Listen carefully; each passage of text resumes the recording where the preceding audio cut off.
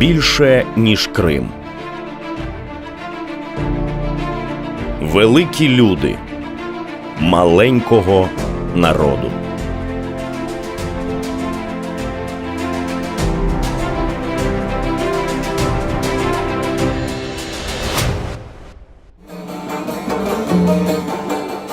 Джеміль Каріков останні декілька років живе у Києві. Грає національну музику на аутентичних інструментах у київських кримсько-татарських закладах. Він приклав руку до відродження цілої низки національних кримсько-татарських музичних інструментів. Сьогодні до нього завітав Рустем Скибін, відомий кераміст, разом з яким вони відновлюють народні інструменти кримських татар.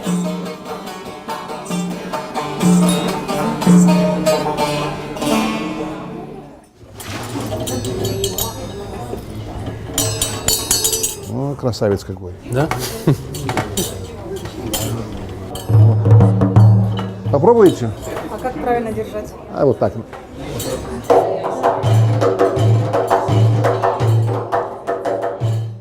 Я занимался как бы западной традицией, вот, а потом понял, что мне надо заниматься крымско-татарской музыкой, потому что раз я рожден в этом народе, значит, все имеет какой-то глубокий смысл. Раз Аллаху, Богу было угодно так, чтобы родился в этом народе, значит, должен какую-то пользу принести этому народу. А человек, который занимается любым видом искусства, и в частности музыкой, он должен быть национально узнаваем.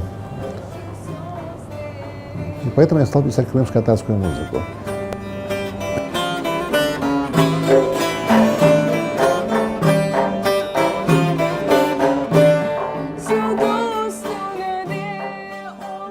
Около 1000 народных песен с разными оркестрами, потому что в Крыму очень много оркестров, с разными оркестрами, с разными певцами записал.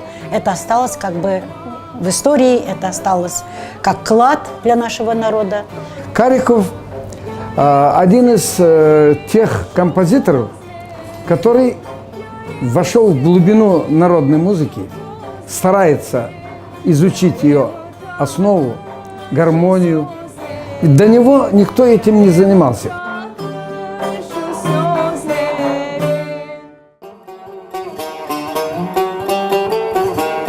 В моем родном городе, родном по отцовской линии, отец у меня родился в Симферополе или в Ахмечите, да, есть 5 музыкальных школ.